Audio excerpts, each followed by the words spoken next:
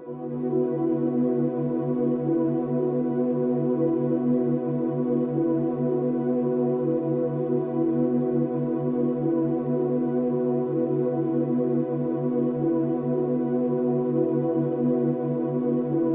the 21st century, the world is experiencing difficult times. No matter how one chooses to look at things or how much of a positive attitude one tries to adopt, there is still a great deal of uncertainty amongst most people in regards to the future, and many of those who have taken the time to investigate and who are aware of such things see the situation as hopeless, and many feel powerless in the face of the New World Order Leviathan that is ever more quickly engulfing our civilization. Yet the reality is that people are not powerless at all. In fact, quite the opposite is true, for there is a very simple and effective way to stop the New World Order in its tracks.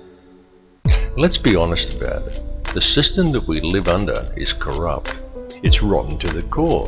It's about self-service, and it's run by psychopaths and criminals, and everyone knows it. And they get away with it, and the world continues along in this dysfunctional manner, simply because we let it continue. So stop going along with it. Understand that the way to bring about real change in the world is through non-compliance to the system. And many ask, what is non-compliance? Does this mean I should quit my job and burn all my money? And the answer to any questions such as these is no, of course not. Non-compliance is about doing the right thing. It's about disconnecting yourself from the system, being responsible for your thoughts, your actions and your intentions, and it lies very much in realizing your own potential. Do what is right in all that you do.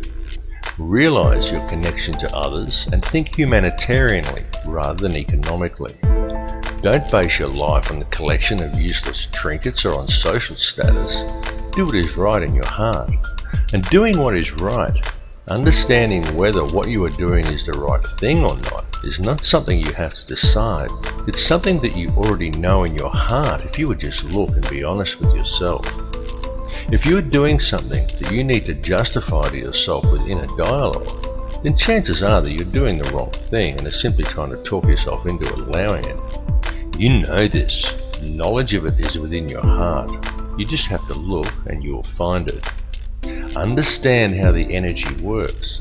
Be aware of the energy you are drawing into yourself, of what you are manifesting with that energy, and what type of energy you are contributing back to the energy supply for others to draw upon. This is truly how it works. Realize your potential as a human being. Forget the imaginary restraints that have been placed before you by the academic system and the limitations you are told exist by science and religious teachings, and look at the whole spectrum. Because the fact is that each of these institutions functions only to compartmentalize knowledge. Each exists for the very purpose of limiting the scope of your understanding by locking you into a contained and restrictive paradigm. And until people begin to look beyond such imposed limitations, open their minds and make the connections between religion and science, they are never going to make the connections to themselves, to this reality, and to the Creator that men have called God. But to do this, and to gain a real understanding, requires both acceptance and self-responsibility. It requires that people act in a proactive manner. There are many who find such things difficult, those who would prefer someone else to come and save them. Yet such people desire the impossible, for they desire to be delivered into salvation and utopia without ever understanding the true nature of their world or even themselves. And this is very often due to the limitations of an imposed belief system. Now you can talk to those who embrace religion. You can sit them down and you can talk to them about God and about Satan, and they will converse with you eagerly, and they all very much believe in such things. But as soon as you put things like science, galactic laws, numerology or astrotheology into the equation, many just shut off. They say it's God's will, and they sit back and they wait for Armageddon. And some will even go so far as to say the pursuit of such higher understandings is demonic. And though on a different level, it's the same with many scientists. They understand the mechanics of it all, but many refuse to add spirituality into the picture and only adhere to laws that can be applied on a mechanical level. both approaches are inherently flawed because neither will consider the arguments of the other, and both refuse to take into account, allow for, and even embrace the true nature of feelings and emotions. Yet feeling and emotion is the key to it all. Feeling and emotion is the language that is used to create and to mold reality. Feeling and emotion is the true nature of prayer, and it is also the language by which man may communicate with the Creator. What is the true nature of that divine entity that man has named God? The Creator is the intelligence that underlies all, the fabric that permeates all realities. The Creator exists as one, a single consciousness that is in essence a duality, both male and female, the Alpha and the Omega. This is why in every religious text in which the Creator speaks, it is in the plural. This is the nature of the divine matrix, connects all things, the consciousness of which we are all expressions. As self-awareness grows and realization of one's connection to this consciousness awakens within each person, institutionalized religions seek to externalize this force and suggest that God is something external from man, a benefactor that is looking down on us. Many so-called New Age religions attempt to internalize it and suggest that God is yourself, that God lies within. But both of these understandings are erroneous. Every being in creation, both you and I and every other person in this reality, is an eternal living soul expression of God, of the consciousness of the Alpha and Omega, just as every soul is male-female in nature. Yet despite this, our world, our species and our consciousness is today rampant with division and distrust that is wholly illusionary and has been deliberately engineered into being. The manufactured creation of an institutionalized society. This has been going on for a very long time, and it has reached extreme proportions over the last century. During this time, man as a species has been shifted so far from his center and so far away from true reality that we have almost completely lost our humanity. We have been trained to be totally dependent upon the system. We have been robbed of our will, of our self-esteem and our independence. We have been trained to believe whatever the TV tells us and to think that image, social status and the collecting of meaningless trinkets is the meaning of life. But most importantly, through television, the mass media and through the ingestion of brain-inhibiting toxins such as fluoride, we have been robbed of our power to think critically and objectively. And most dangerously of all, through these same machinations, we have been robbed of our life skills. This last fact alone has placed mankind in the most vulnerable position of our entire recorded history. For at this point in time, we are, almost each and every one of us, completely dependent upon a corrupt corporate apparatus for our survival. An apparatus that places profits before people. It has nothing at all to do with the true nature of man, of our place upon and relationship to this earth or to each other. Yet we depend upon it for our food, for our housing, for our information, and even for our entertainment. It tells us what to do, where to go, what to look like, what to eat, how to dress, how to act, and what to think about the world and about each other. And we obey it while the world around us is raped.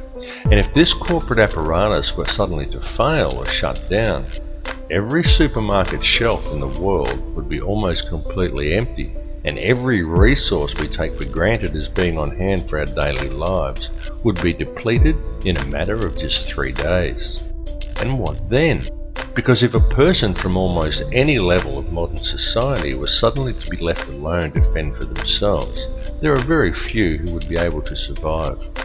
It is of the utmost importance that mankind wake up to the reality of this and to the true situation the world is facing, because the future we are allowing to be created, and to which we are also allowing ourselves to literally become completely enslaved to and totally dependent upon, is not going to be a future worth living in.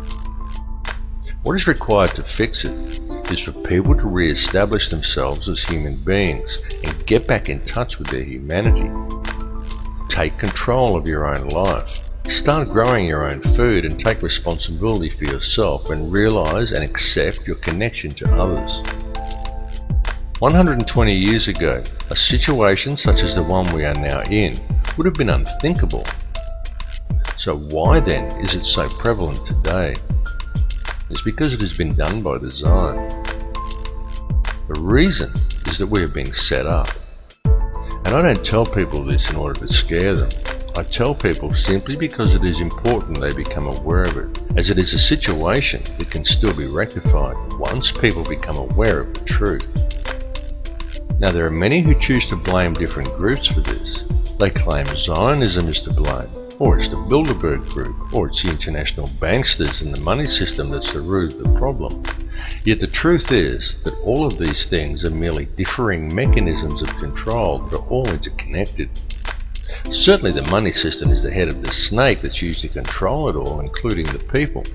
But ultimately, it's all one system, and all of these mechanisms are merely different layers of the same onion. They are differing levels in the hierarchy, and different arms of the same octopus. Both Zionism and the money system and any other visibly secret organizations are merely playing their own specific part. This conspiracy runs very deep. It goes back to ancient Egypt and even beyond. Step back and just look at the bigger picture.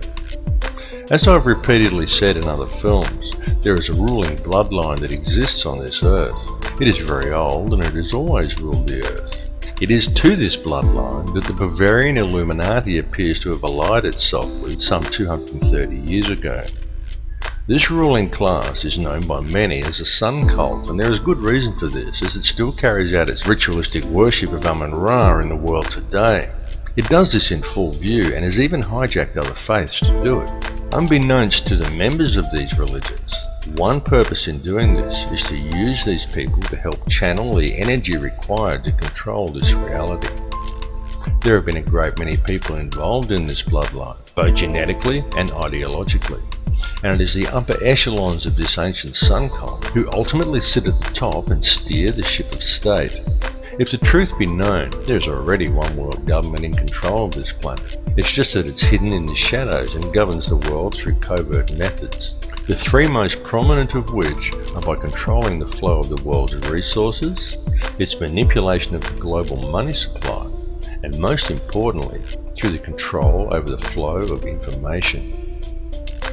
Now, archaeological evidence clearly shows us that there have indeed been civilizations as advanced as our own, and perhaps even in possession of technology that we are still yet to realize, that once existed on this planet in times long past.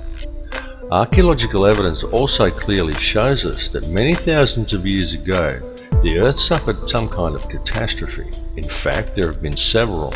The last one that was recorded in any discernible way was the deluge described in the Bible as the flood of Noah.